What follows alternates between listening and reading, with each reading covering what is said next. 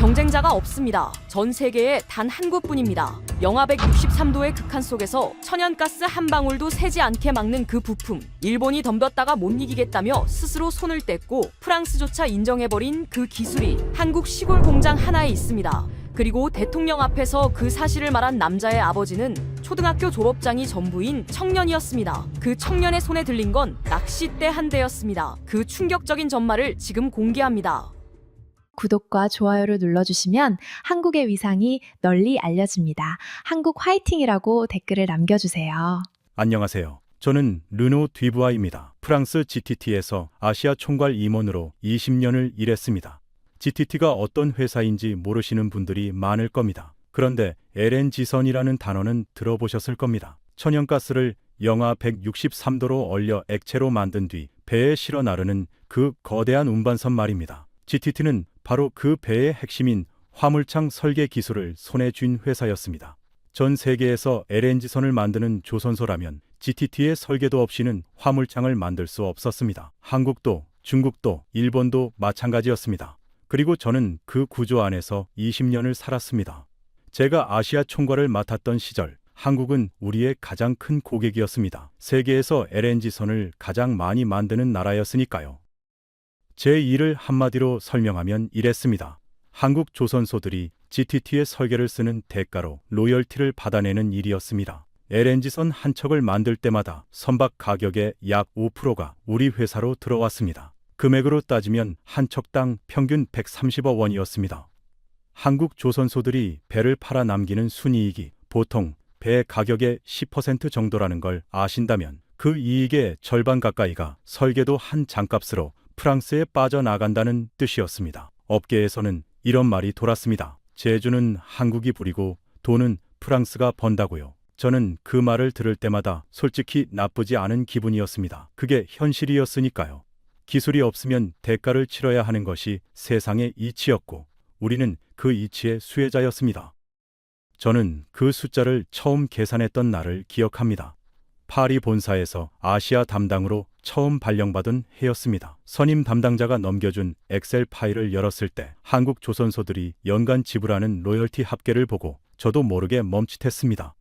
이 정도면 한국 입장에서 굉장히 뼈아픈 구조겠구나 싶었습니다. 그런데 동시에 이런 생각도 들었습니다.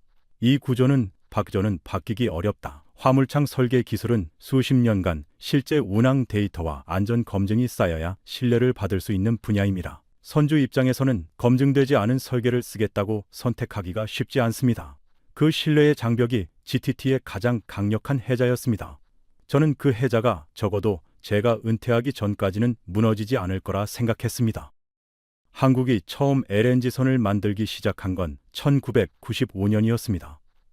그때부터 2025년까지 30년 동안 한국 조선소들이 GTT에 지불한 로열티를 합산하면 자그마치 7조 4천억 원이 넘습니다. 배 한 척 팔 때마다 130억씩 30년 동안이요.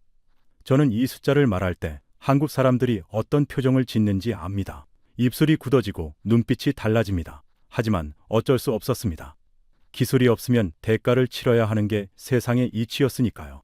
그리곤 그 이치가 앞으로도 오래 유지될 거라 믿었습니다. GTT의 기술 장벽은 수십 년에 걸쳐 쌓아온 것이었고 그것을 단숨에 뛰어넘는 것은 사실상 불가능에 가까웠습니다. 그런데 2015년 무렵부터 이상한 소식이 들려오기 시작했습니다. 경남 밀양의 한 중소기업이 LNG선의 핵심 부품인 2차 방벽을 자체 기술로 만들어냈다는 거였습니다. 처음 그 소식을 들었을 때 저는 크게 신경 쓰지 않았습니다. 2차 방벽은 화물창 설계와는 별개의 부품이고 만든다고 해서 곧바로 시장을 뒤흔들 수 있는 게 아니었으니까요. 무엇보다 그 회사의 이름이 너무 낯설었습니다. 한국카본, 제 데이터베이스의 엄이름이었습니다. 파리 본사에서도 서울 사무소에서도 아무도 그 회사를 주목하지 않았습니다. 그래서 저는 그냥 넘겼습니다. 그런데 그 결정이 제 인생에서 가장 큰 실수 중 하나였다는 걸 조금 뒤에 알게 됩니다. GTT의 입장에서 2차 방벽이라는 부품은 우리 영역이 아니었습니다. 우리는 화물창의 설계 구조를 독점하고 있었고 2차 방벽은 그 안에 들어가는 하위 부품이었습니다. 문제는 이 부품 역시 오랫동안 해외 수입에 의존해왔다는 것이었습니다. 영하 163도의 극한 조건에서 알루미늄 박과 유리 섬유 천을 완벽하게 붙들어두는 접착 기술이 핵심이었는데 이 기술을 가진 회사가 전 세계에 몇 되지 않았습니다. 일본 회사 하나가 이 시장에 있었고 한국 조선소들은 비싼 값을 치르며 그 부품을 사다 썼습니다. 그 구도도 조만간 바뀔 거라고는 아무도 생각하지 않았습니다. 그런데 그 구도가 바뀌었습니다. 그것도 아무도 예상하지 못한 방식으로요. 저는 뒤늦게 한국카본이라는 회사에 대해 조사하기 시작했습니다. 자료를 찾으면 찾을수록 이상한 회사였습니다. 출발점이 낚싯대였습니다. LNG선 부품을 만드는 회사가 낚싯대에서 시작했다고요. 처음엔 잘못 읽은 줄 알았습니다. 그런데 사실이었습니다. 그 회사를 만든 사람은 초등학교 졸업장이 전부인 청년이었고 그 청년이 낚싯대 한 대를 보고 품은 호기심 하나가 결국 전 세계 아무도 만들지 못하는 부품을 만들어냈습니다. 저는 직접 가봐야 한다고 생각했습니다. 밀양으로 향하는 차 안에서 저는 창밖을 바라봤습니다. 서울과는 전혀 다른 풍경이었습니다. 낮고 평평한 건물들, 한적한 도로, 멀리 보이는 산줄기. 이런 곳에서 세계 시장 100%를 장악한 기술이 나왔다는 게 실감이 나지 않았습니다. 공장 정문에 도착했을 때 저는 차에서 내리면서 굴뚝을 올려다봤습니다. 흰 연기가 조용히 피어오르고 있었습니다. 안내를 맡은 기술 이사가 저를 맞으며 말했습니다. 듀부아 씨, 저희 이야기를 제대로 이해하시려면 먼저 낚싯대 이야기를 들으셔야 합니다. 저는 클립보드를 내려놓았습니다. 기술 검토는 나중이었습니다. 그 이야기가 먼저였습니다. 기술 이사가 저를 작은 회의실로 안내했습니다. 테이블 위에 오래된 사진 한 장이 놓여 있었습니다. 흑백 사진이었습니다. 1962년이라고 손으로 적혀 있었습니다. 사진 속에는 젊은 남자 하나가 손에 무언가를 들고 서 있었습니다. 가느다란 막대기였습니다. 기술 이사가 말했습니다. 듀부아 씨, 이게 시작이었습니다. 저는 그 막대기가 낚싯대라는 걸 알아챘습니다. LNG선 부품을 만드는 회사의 이야기가 낚싯대 사진으로 시작된다는 게 여전히 믿기지 않았습니다. 그런데 그가 이야기를 시작하자 저는 점점 말문이 막혀갔습니다. 1962년 부산의 한 병원이었습니다. 병원 조수로 일하던 22살 청년 조용준이 병원장의 손에 들린 낚싯대 하나를 봤습니다. 새까만 막대기였는데 그것을 사기 위해 병원장이 치른 돈이 당시 쌀 한 가마니 값이었습니다. 지금으로 치면 수십만 원에 달하는 금액이었습니다. 일본에서 밀수입된 것이었습니다. 대부분의 사람이라면 비싸다며 혀를 차고 지나쳤을 겁니다. 그런데 조용준의 머릿속에는 전혀 다른 질문이 차올랐습니다. 도대체 저 가느다란 막대기가 무엇으로 만들어졌기에 휘어지면서도 부러지지 않고 저렇게 비싼 값을 받을 수 있는 걸까? 이 단순한 질문 하나가 한 사람의 인생을 바꿨습니다. 그리고 훗날 대한민국 소재 산업의 운명도 바꿨습니다. 조용준이 어떤 사람인지를 이해하려면 그의 출발점을 먼저 알아야 합니다. 1930년 전라남도 단양에서 태어난 그가 받은 정규 교육은 1944년에 졸업한 소학교 6년이 전부였습니다. 중학교 진학은 꿈도 꿀 수 없는 형편이었습니다. 아들을 상급학교에 보내지 못해 가슴에 한을 품던 어머니는 결국 그 한을 풀지 못한 채 세상을 떠났습니다. 배움에 굶주린 소녀는 다른 길을 찾았습니다. 동네 병원에서 잔심부름을 하며 원장실에 꽂힌 일본어 의학 서적을 혼자 파고들기 시작했습니다. 누가 가르쳐주는 사람은 없었습니다. 모르는 단어가 나오면 사전을 뒤지고 또 뒤지며 글자 하나하나를 깨우쳐 나갔습니다. 그렇게 독학으로 쌓은 지식이 어찌나 깊었던지 18살에는 250가지 약의 이름과 쓰임새를 줄줄 외우며 병원 약재실 책임자 자리까지 올랐습니다. 이런 사람이었기에 낚싯대를 향한 호기심은 단순한 궁금증으로 끝나지 않았습니다. 그는 낚싯대의 비밀이 유리섬유라는 낯선 재료에 있다는 사실을 알아냈고 이 재료를 공부하기 위해 헌책방을 뒤지고 다녔습니다. 형편이 어려워 책을 살 돈조차 없었습니다. 그가 찾아낸 방법은 담배가게 주인에게 담배 한두 갑을 사주고 양해를 구한 뒤 가게 한구석에 쪼그려 앉아 일본 전문 서적을 읽는 것이었습니다. 이렇게 시작된 혼자 공부는 평생 이어졌습니다. 일본에서 매달 나오는 공업재료라는 전문 잡지를 40년 넘게 빠짐없이 구독하며 탐독했고 훗날 그의 사무실 한쪽 벽은 연도별로 쌓인 그 잡지들로 가득 채워지게 됩니다. 저는 그 이야기를 들으며 잠시 말이 없었습니다. 담배가게 구석에서 혼자 잡지를 읽던 청년이 40년 뒤 LNG선 부품 세계 시장을 장악했다는 이야기가 머릿속에서 맞닿지 않았습니다.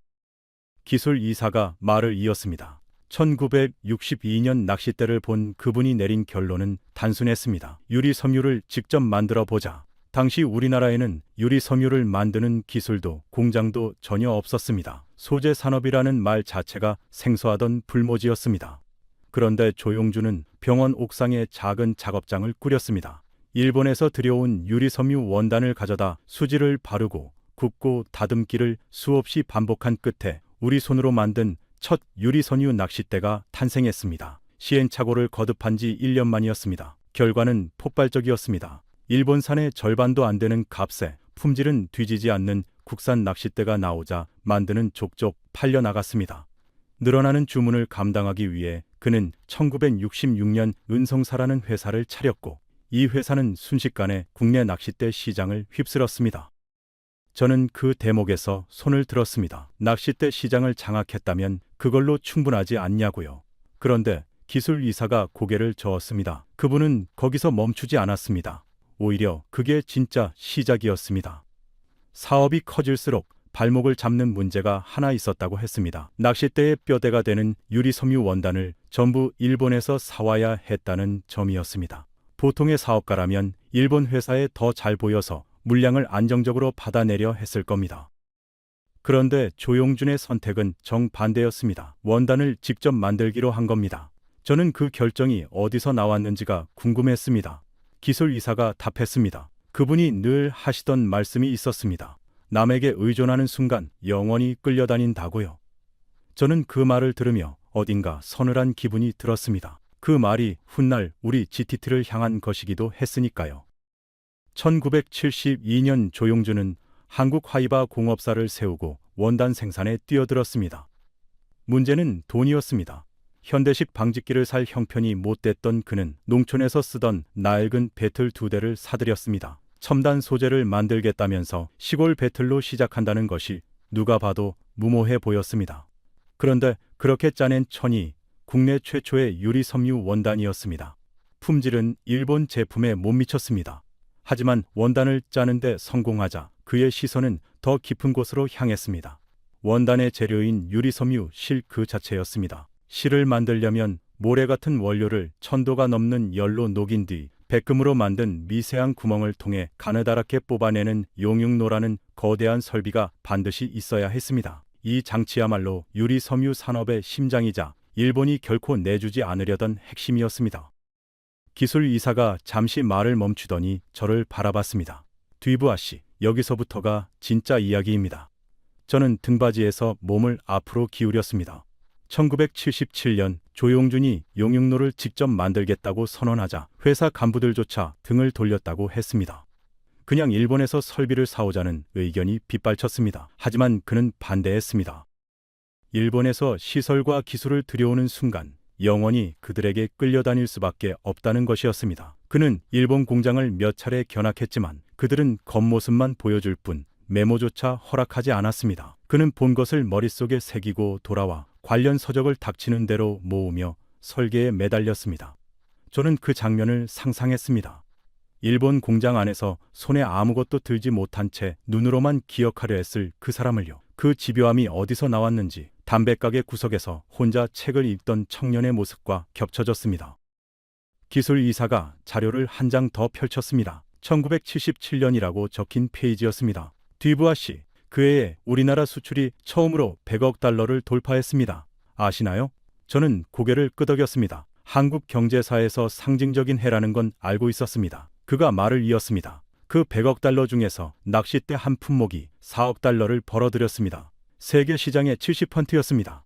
저는 잠시 멈췄습니다. 낚싯대 하나로 세계 시장 70%라고요. 그 숫자가 어떻게 가능했는지 물었습니다. 기술 이사가 답하기 전에 잠깐 웃었습니다. 그 미소가 어떤 의미인지 저는 이야기를 다 들은 뒤에야 알았습니다. 답은 간단했습니다. 가격이었습니다. 당시 일본산 낚싯대 소재가 한 개에 10,000원을 넘던 시절 한국산은 같은 것을 3,000원에 공급했습니다. 3분의 1 가격이었습니다. 그것도 품질을 희생한 게 아니었습니다. 유리섬유 원단을 직접 만들었기 때문에 가능한 가격이었습니다. 배틀로 짜기 시작해서 생산 공정 전체를 손에 넣어놓은 결과였습니다. 저는 이 대목에서 한 가지를 물었습니다. 맞습니다. 그런데 원단을 직접 만든다고 해서 경쟁자가 따라올 수 없는 건 아니지 않냐고요. 기술 이사가 고개를 끄덕였습니다. 맞습니다. 그래서 그분은 더 깊이 들어갔습니다. 원단의 재료인 실 자체를 만들기로 한 겁니다. 남들이 가장 비싼 부분을 팔고 있는 그 자리에 스스로 뛰어든 겁니다. 용융로 이야기가 시작됐습니다. 유리섬유실을 만들려면 모래 같은 원료를 1000도가 넘는 열로 녹인 뒤 백금으로 만든 미세한 구멍을 통해 가느다랗게 뽑아내야 합니다. 이 공정을 담당하는 설비가 용융로입니다. 당시 전 세계에서 이 설비를 자체 제작할 수 있는 나라는 손에 꼽았습니다. 미국, 일본이 각자의 기술을 철저히 봉쇄하고 있었습니다. 일본 공장을 방문했을 때 메모조차 허락하지 않았다는 이야기를 이미 들은 터였습니다. 그 벽 앞에서 조용준이 선택한 방법은 단 하나였습니다. 직접 만든다. 기술 이사가 말했습니다. 1977년 용융로를 직접 만들겠다고 선언하자 회사 간부 대부분이 반대했습니다. 그냥 일본에서 사오자고요. 저는 그 상황이 이해됐습니다. 상식적인 판단이었으니까요. 그런데 조용준은 반대를 무릅쓰고 밀어붙였습니다. 드디어 우리 기술로 만든 첫 용융로에 불을 붙이던 날, 그는 직원들과 부둥켜 안고 감격의 눈물을 흘렸다고 합니다. 그런데 기쁨은 잠깐이었습니다. 가동 한 달도 안 되어 용융로가 그대로 터져버린 겁니다. 뜨겁게 녹은 유리 용액이 쏟아져 공장은 순식간에 아수라장이 됐습니다.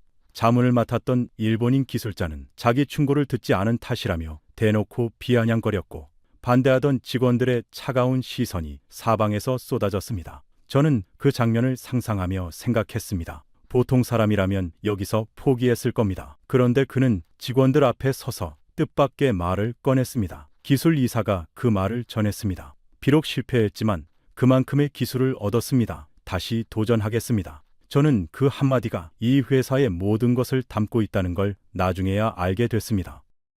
저는 여기서 잠깐 멈추고 싶었습니다. 용융로가 2번 터졌다는 것이 어떤 의미인지를 실감하고 싶었기 때문입니다. 용융로 안에는 섭씨 1000도가 넘는 유리 용융액이 가득 차 있습니다. 그것이 폭발했다는 건 공장 전체가 그 용융액에 노출된다는 뜻이었습니다. 인명피해가 없었던 것만으로도 다행이었습니다. 그리고 금전적 손실은 당시 회사 규모로는 치명적인 수준이었습니다.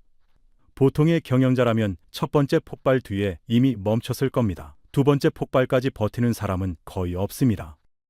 그런데 조용준은 3번째를 시작했습니다. 저는 기술 이사에게 물었습니다. 그때 회사 안에서 어떤 분위기였냐고요.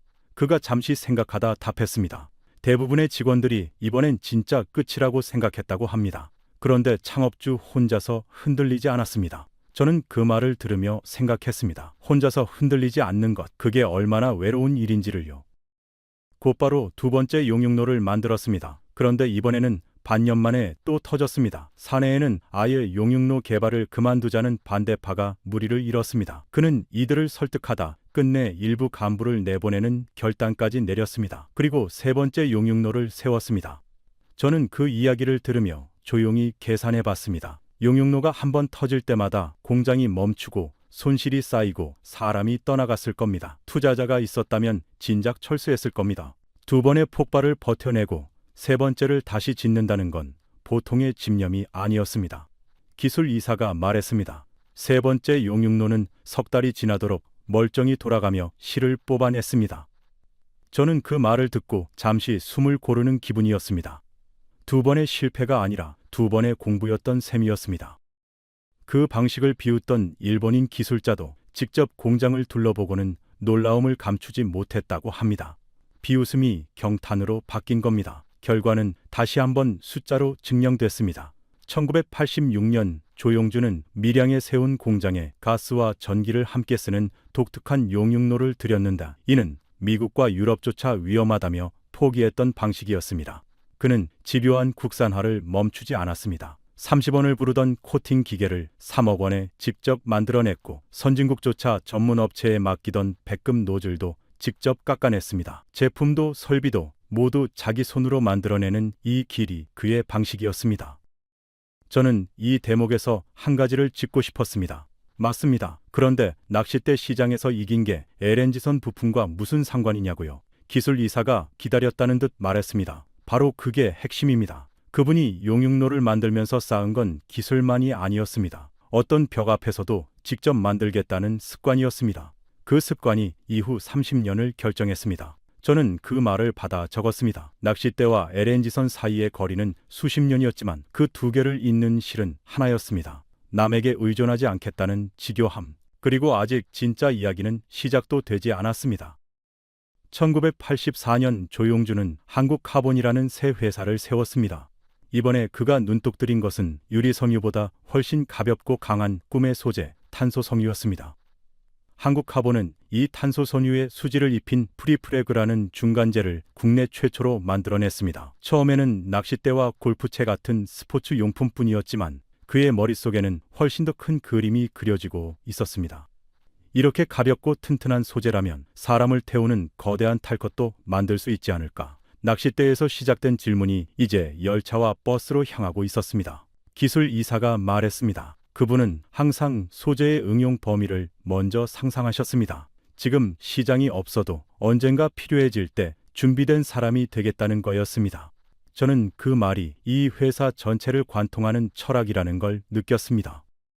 기술 이사가 잠시 자리를 비웠다 돌아오면서 사진 몇 장을 더 가져왔습니다. 열차 사진이었습니다. 유선형의 날렵한 차체가 인상적이었습니다. 저는 그게 뭔지 물었습니다. 틸팅 열차입니다. 곡선 구간에서 차체를 안쪽으로 기울여 속도를 줄이지 않고 달리는 고속열차예요. 2007년에 시험 운행을 시작했습니다. 저는 그 열차가 LNG선 부품 이야기와 어떻게 연결되는지 아직 감이 잡히지 않았습니다. 기술 이사가 말했습니다. 이 열차 차체를 탄소섬유 복합 소재로 만들었습니다. 그것도 길이 23m짜리 열차 한 칸을 여러 부품을 이어붙이는 방식이 아니라 통째로 단 한 덩어리로 찍어냈습니다. 저는 눈썹이 올라가는 걸 느꼈습니다. 23m를 한 덩어리로요. 그가 설명을 이어갔습니다. 거대한 오븐 같은 성형기 안에 탄소섬유 소재를 넣고 높은 열과 압력을 가해 마치 빵을 굽듯이 열차 한 칸을 한 번에 뽑아냈다고 했습니다. 세계에서 처음 있는 일이었습니다. 차체가 가벼우니 전기를 적게 먹었고 무거운 금속 열차보다 선로를 덜 닳게 했으며 땅이 받는 충격도 줄여줬습니다. 기술적으로는 흠잡을 데가 없었습니다. 전 세계가 이 한국산 열차에 주목했습니다. 저는 그렇다면 대성공이었겠다고 말했습니다. 그런데 기술 이사의 표정이 굳었습니다. 아닙니다. 이 열차는 결국 사업으로 이어지지 못했습니다. 경제성이 없다는 이유로 생산이 멈춰버린 것이었습니다. 기술의 승리가 곧바로 시장의 성공으로 연결되지는 않는다는 냉혹한 현실이었습니다. 저는 열차 사진을 좀 더 들여다봤습니다. 차체 표면이 금속과 달리 매끄럽고 일체감이 있었습니다. 용접 자국이 없었습니다. 23m가 하나의 덩어리라는 게 사진으로도 느껴졌습니다. 저는 이 기술이 얼마나 어려운 건지 물었습니다. 기술 이사가 답했습니다. 일반적으로 열차 차체는 수백 개의 부품을 이어붙여 만듭니다. 그 접합 부위마다 무게가 추가되고 진동이 쌓이면 약해지는 지점이 생깁니다. 단일 성형은 그 문제를 원천 차단합니다. 하지만 그만큼 한 번에 성공해야 합니다. 실패하면 처음부터 다시입니다. 저는 그 설명을 들으며 용융로가 2번 터졌을 때도 3번째를 만들었던 사람이 이 도전을 선택한 이유를 어렴풋이 알 것 같았습니다. 한 번에 성공해야 하는 것들을 이 회사는 두려워하지 않았습니다. 그 사업에 투입된 돈만 약 917억 원이었습니다. 저는 그 숫자를 들었을 때 잠시 말이 없었습니다. 917억, 세계 최초의 탄소섬유 열차를 만들고도 시장에서 팔리지 않아 멈춰야 했다는 것. 저는 조용준이 그 결과 앞에서 어떤 심정이었을지 궁금했습니다. 기술 이사가 말했습니다. 그분은 좌절하지 않으셨습니다. 곧장 다음 도전으로 눈을 돌리셨습니다. 저는 그 말이 처음에는 가볍게 들렸습니다. 그런데 이야기를 더 들으면서 그게 얼마나 대단한 일인지를 알게 됐습니다. 보통 사람은 917억을 날린 뒤 다음 도전을 시작할 수 없습니다. 몸도 마음도 이미 무너져 있으니까요.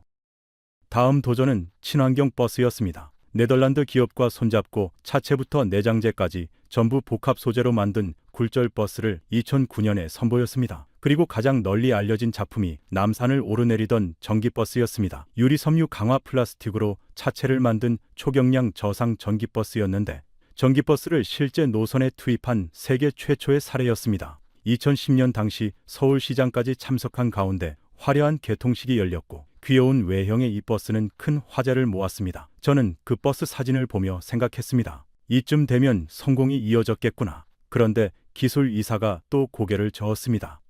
문제는 이번에도 시장이었습니다. 그런데 저는 여기서 이상한 점을 발견했습니다. 세계 최초의 탄소 섬유 열차, 세계 최초의 전기버스 노선 투입, 이런 성과가 있었다면 당시 언론에서 크게 다뤘을 텐데 저는 이 회사 이름을 한 번도 들어본 적이 없었습니다. 그 이유를 물었습니다. 기술 이사가 잠시 웃었습니다. 이 회사는 홍보를 하지 않습니다. 그분 철학이 그랬습니다. 기술이 증명하면 세상이 알아서 찾아온다고요. 저는 그 말을 듣고 뭔가 맞아떨어지는 느낌을 받았습니다. 담배가게 구석에서 혼자 공부하고 일본 공장에서 메모 없이 눈으로만 기억하고 용융로가 2번 터져도 소리 없이 3번째를 만든 사람. 그 사람이 세운 회사가 홍보 없이 기술로만 싸우는 회사라는 게 너무 자연스러운 귀결이었습니다. 팔리지 않은 버스들이 공장에 쌓여갔고 선투자로 인한 재고 부담은 수년간 회사 경영을 짓눌렀습니다. 조용주는 국내 여러 대기업에 사업을 넘기겠다고 제안했지만 선뜻 나서는 곳이 없었습니다. 결국 2015년 그는 공들여 키운 버스 사업부를 중국의 한 그룹에 252억 원을 받고 넘겨야 했습니다. 세계 최초라는 타이틀을 안고도 시장의 벽 앞에서 물러선 뼈아픈 후퇴였습니다. 열차에 917억, 버스까지 합해 1,600억을 쏟아붓고 사업을 접어야 했습니다. 그 시절 외부에서 이 회사를 바라보는 시선은 차가웠습니다. 세상은 무모한 도전이라 수군거렸습니다. 저는 이 대목에서 솔직히 물었습니다. 그 실패들이 회사에 치명적이지 않았냐고요. 기술 이사가 잠시 생각하더니 답했습니다. 뒤부아 씨, 그 1,600억이 무엇을 남겼는지를 보셔야 합니다. 그가 자료 한 장을 꺼냈습니다. 열차와 버스를 만드는 과정에서 개발된 기술 목록이었습니다. 극한의 온도 변화를 견디는 복합 소재 접착 기술, 대형 구조물을 단일 성형으로 만드는 공정, 경량화와 내구성을 동시에 확보하는 설계 노하우, 이 기술들이 고스란히 다음 싸움으로 이어졌습니다. 영하 163도의 LNG 화물창으로요. 저는 그 말을 들으며 자료를 다시 바라봤습니다. 실패처럼 보였던 1,600억이 사실은 투자였습니다. 다만 그 투자의 열매가 열차와 버스가 아니라 전혀 다른 곳에서 맺혔던 겁니다. 기술 이사가 마지막으로 한마디를 덧붙였습니다. 낚싯대에서 수지를 익혔고 용융로에서 고온을 다루는 법을 배웠고 열차와 버스에서 극한 조건의 접착을 연구했습니다. 어느 하나도 버려진 게 없었습니다. 그 모든 것이 트리플렉스 안에 들어 있습니다. 저는 그 말을 들으며 천천히 고개를 끄덕였습니다. 60년, 낚싯대 한 대에선 시작된 집요함이 60년 동안 쌓여서 하나의 부품으로 결정됐습니다. 그리고 그 부품 앞에서 일본은 손을 뗐고 프랑스는 공식 승인을 내줬습니다. 저는 그제야 이 이야기가 단순한 기업 성공담이 아니라는 걸 알았습니다. 기술 이사가 자료를 잠시 덮었습니다. 그러더니 서랍에서 낡은 사진 한 장을 꺼냈습니다. 흑백 사진이었습니다. 한 여인이 서 있었습니다. 표정이 보이지 않을 만큼 사진이 발에 있었지만 어깨가 굽어 있었습니다. 창업주 어머님 사진입니다. 기술 이사가 조용히 말했습니다. 아들을 상급학교에 보내지 못한 한을 풀지 못하고 돌아가셨습니다. 저는 그 사진을 한참 바라봤습니다. 초등학교 졸업장이 전부였던 청년. 그 청년의 어머니가 세상을 떠나면서 가슴에 품었을 그 한이 어떤 것이었을지 저로서는 가늠하기 어려웠습니다. 그런데 그 한이 오히려 아들을 더 집요하게 만들었을지도 모른다는 생각이 들었습니다. 기술 이사가 말을 이었습니다. 그분이 독학으로 공부하던 방식이 하나 있었습니다. 담배가게 이야기였습니다. 책을 살 돈이 없어서 담배가게 주인에게 담배 한두 갑을 사주고 양해를 구한 뒤 가게 한 구석에 쪼그려 앉아 일본 전문 서적을 읽었다는 이야기. 저는 그 장면을 상상했습니다. 쪼그려 앉은 자세로 돈도 시간도 없이 하지만 포기하지 않고 글자 하나하나를 눈에 새기던 청년. 그 공부가 평생 이어졌습니다.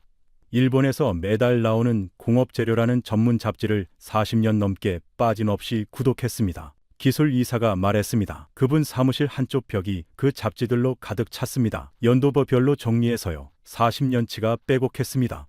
저는 그 벽을 상상했습니다. 초등학교 졸업장이 전부인 사람이 40년 동안 한 달도 빠짐없이 쌓아온 공부의 흔적.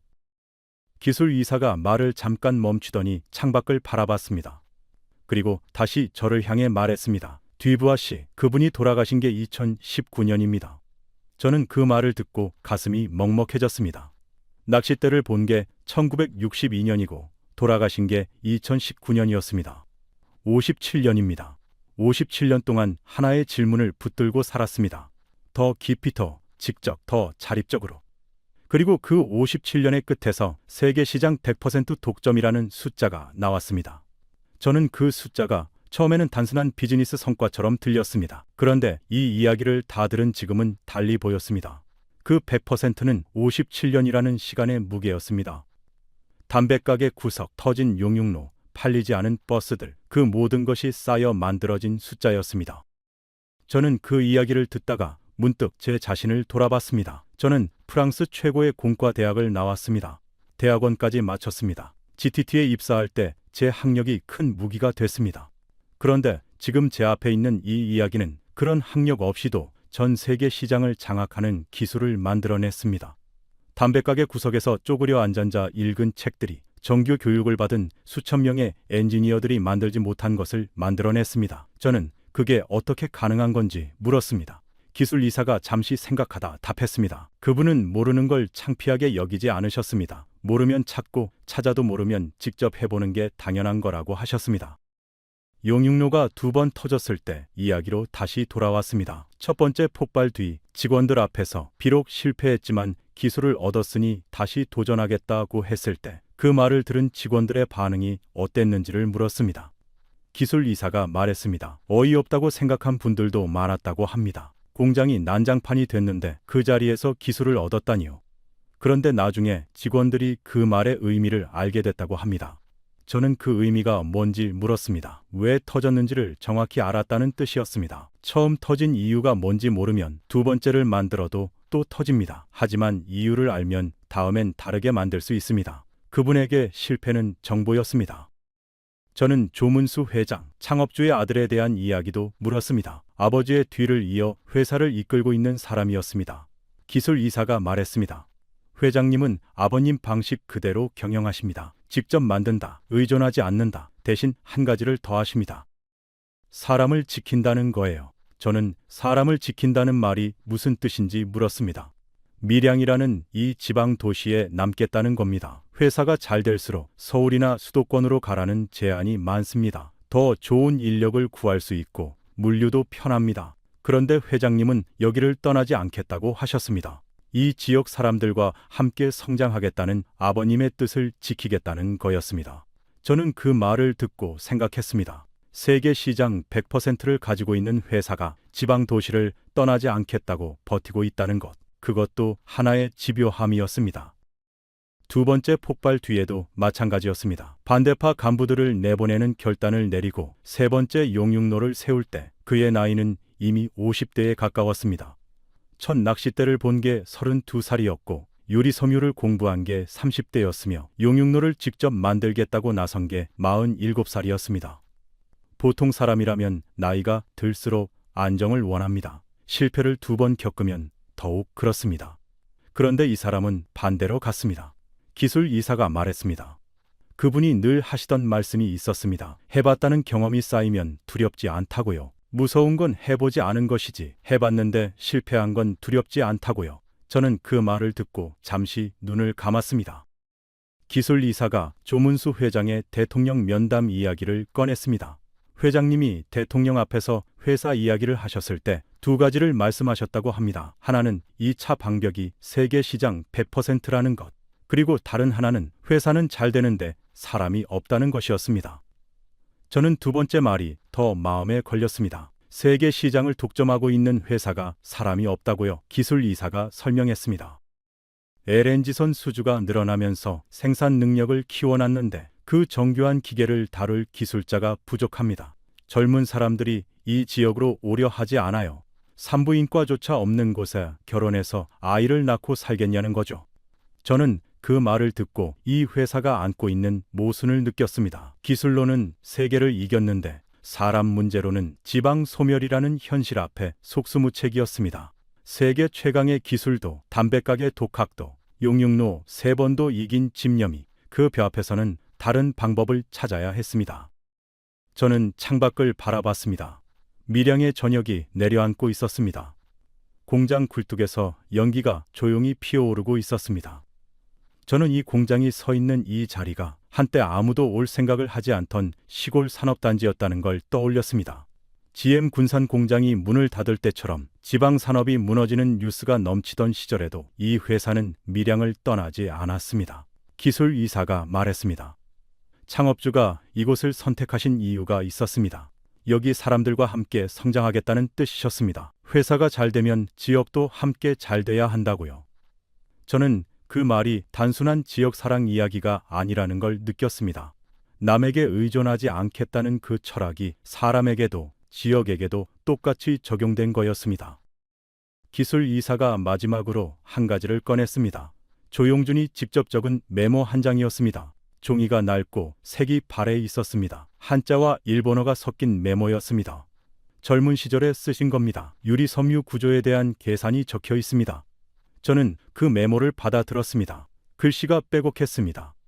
누가 가르쳐준 것도 아니고 교재도 없이 혼자서 계산하고 검증한 흔적이었습니다. 저는 그 종이를 내려놓으며 생각했습니다. 이것이 세계 시장 100% 독전의 진짜 시작점이었습니다. 낚싯대가 아니라 담배가게 구석이 아니라 바로 이 낡은 메모 한 장에서부터였습니다. 기술 이사가 자리에서 일어나 저를 공장 안쪽으로 안내했습니다. 생산 라인이 보이는 유리 너머에 멈춰 섰습니다. 작업자들이 하얀 소재를 조심스럽게 다루고 있었습니다. 얇은 은빛 막과 유리 섬유 천이 층층이 쌓이는 공정이었습니다. 저게 트리플렉스입니다. 기술 이사가 말했습니다. 트리플렉스, LNG선의 화물창 안에서 가스를 막는 마지막 안전장치, 2차 방벽의 정식 이름이었습니다. 세 겹으로 이루어졌다는 뜻이었습니다. 가스를 막는 얇은 알루미늄 박을 한가운데 두고 그 양옆을 유리 섬유 천으로 감싼 구조였습니다. 말로는 단순해 보였습니다. 그런데 이걸 만드는 게 왜 어려운지는 숫자로 설명하면 바로 알 수 있었습니다.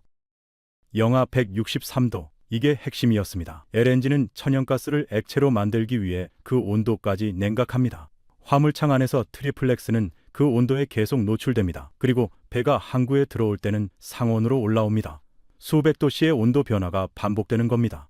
문제는 알루미늄 박과 유리 섬유천이 온도 변화에 반응하는 방식이 서로 다르다는 점이었습니다. 온도가 내려가면 수축하는 정도가 다르고 올라가면 팽창하는 정도도 다릅니다. 그 차이가 쌓이면 두 재료 사이가 벌어집니다.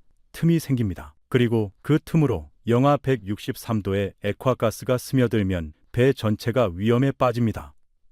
핵심은 이 두 재료를 영하 163도에서도 상온에서도 그 수백 번의 온도 변화 내내 단 한 군데도 떨어지지 않게 붙들어두는 접착 기술이었습니다. 저는 그 설명을 들으며 GTT의 입장에서 생각했습니다. GTT가 화물창 설계를 독점하면서도 이 부품만큼은 외부에서 조달해야 했던 이유가 바로 이것이었습니다. 접착 기술이 핵심인 이 부품은 설계 영역이 아니라 소재 영역이었습니다. 그리고 이 소재 영역에서 오랫동안 일본 회사가 독점적 지위를 누렸습니다. 그런데 한국 카본이 치고 들어왔습니다. 기술 이사가 말했습니다. 처음에 일본 회사는 우리를 신경 쓰지 않았습니다. 소재 산업은 진입 장벽이 높고 검증에 시간이 걸립니다. 설령 만들 수 있다 해도 고객의 신뢰를 얻기까지는 오래 걸리니까요. 맞는 말이었습니다. 그런데 한국 카본에게는 무기가 있었습니다. 저는 여기서 한 가지를 확인하고 싶었습니다. GTT의 아시아 총괄로 일하던 제가 이 회사의 부품 승인을 직접 담당했다면 그 승인이 얼마나 까다로운 과정이었는지를 저보다 잘 아는 사람은 없었습니다. GTT는 부품 하나를 승인하기 위해 수십 가지 조건을 요구합니다.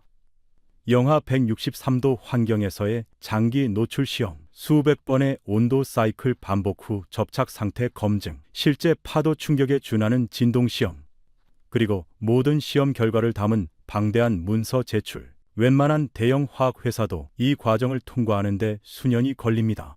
그런데 밀양의 한 중소기업이 이걸 해냈습니다. 승인서에 서명할 때 저는 그 사실을 무겁게 받아들였습니다. 이건 단순한 부품 승인이 아니었습니다. 새로운 경쟁자의 등장을 공식화하는 서명이었습니다. 낚싯대에서 쌓은 수지 기술, 용융로에서 익힌 고온 처리, 열차와 버스에서 연구한 극한 조건의 접착. 이 세 가지가 합쳐졌습니다. 기술 이사가 말했습니다. 저희가 접착제를 개발할 때 기준이 하나였습니다. 영하 163도에서도 상온에서도 단 한 번도 떨어지면 안 된다. 그것뿐이었습니다. 수백 번의 실험이 반복됐습니다. 접착제 배합을 바꾸고 코팅 방식을 바꾸고 경화 조건을 바꿨습니다.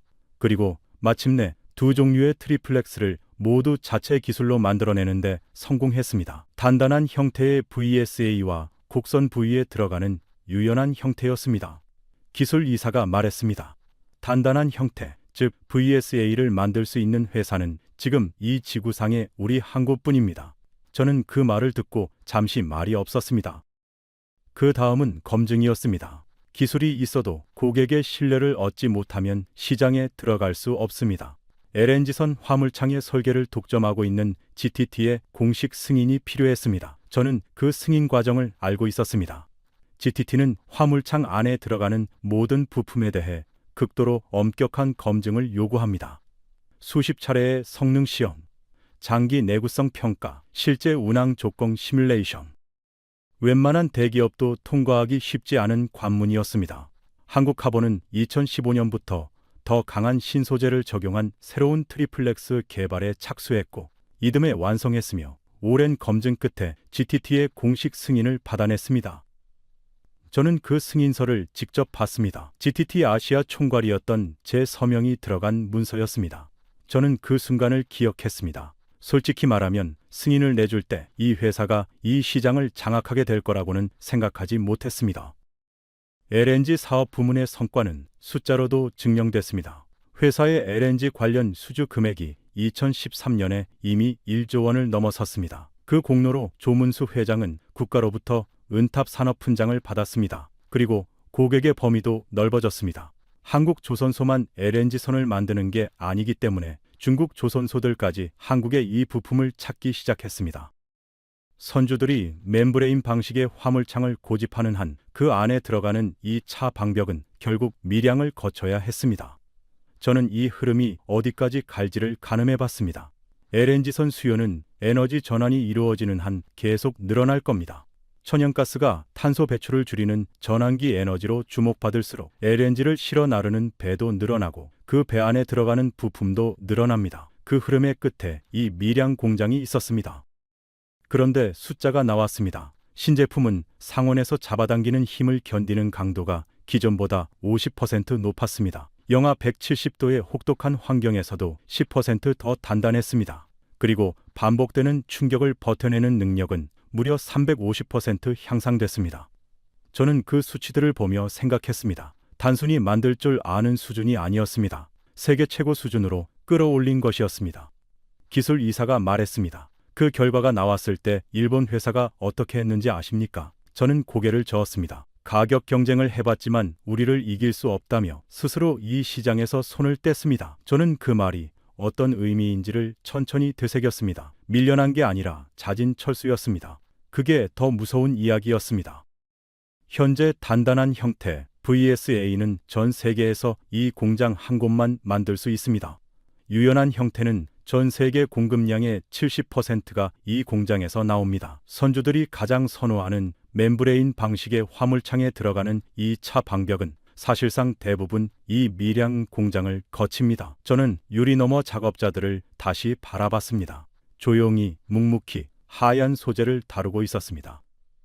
그들이 만지고 있는 그 얇은 청과 은빛 막이 LNG선 안에서 영하 163도를 견디고 있다는 게 믿기지 않았습니다. 기술 이사가 말했습니다. 뒤부하 씨, 이제 이해가 되십니까? 왜 경쟁자가 없는지요? 저는 고개를 끄덕였습니다. 이제는 알았습니다. 경쟁자가 없는 게 아니었습니다. 경쟁자가 따라오지 못하는 것이었습니다. 담배가게 구석부터 시작된 60년의 집착을 따라오려면 지금 당장 시작해도 60년이 걸렸습니다. 기술 이사가 마지막으로 저를 바라보며 말했습니다. 뒤부하 씨, 처음에 저희 회사를 어떻게 생각하셨습니까?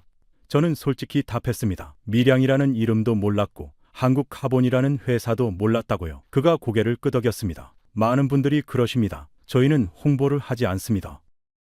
기술로만 말합니다. 저는 그 말을 듣고 낚싯대를 처음 본 1962년부터 지금까지 이 회사가 단 한 번도 자신을 크게 내세운 적이 없었다는 걸 떠올렸습니다. 세계 최초의 탄소 섬유 열차를 만들었을 때도, 세계 최초의 전기버스 노선을 열었을 때도, 그리고 세계 시장 100%를 장악했을 때도요. 그냥 만들고, 그냥 팔고, 그냥 다음을 준비했습니다. 저는 그 방식이 GTT와 정반대라는 걸 알았습니다. GTT는 기술보다 브랜드와 관계로 시장을 지켰습니다. 그런데 한국카본은 기술만으로 시장을 만들었습니다. 그리고 그 기술은 60년의 집요함이 만든 것이라 아무도 쉽게 따라올 수 없었습니다. 공장을 나서면서 저는 잠시 걸음을 멈췄습니다. 밀양의 저녁 하늘이 주황빛으로 물들고 있었습니다. 공장 굴뚝에서 하얀 연기가 조용히 피어오르고 있었습니다. 저는 그 굴뚝을 한동안 바라봤습니다. 오늘 하루 동안 들은 이야기들이 머릿속에서 천천히 정리됐습니다. 1962년 담양의 청년이 낚싯대 하나를 보고 품은 질문, 담배가게 구석에서 쪼그려 읽은 책들, 2번 터진 용융로, 3번째에서 성공, 1600억을 날리고도 멈추지 않은 도전들, 그리고 영하 163도를 버티는 접착의 비밀. 그 모든 것이 이 굴뚝에서 피어오르는 연기 한 줄기로 이어지는 것 같았습니다. 저는 잠시 그 자리에 서서 생각했습니다. 이 공장이 서 있는 이 자리가 60년 전 그 청년이 낚싯대를 봤던 병원 옥상과 얼마나 멀리 떨어진 곳인지를요. 차를 타고 공항으로 향하면서 저는 오늘 방문의 목적을 다시 떠올렸습니다. GTT의 입장에서 이 회사를 어떻게 봐야 하는가?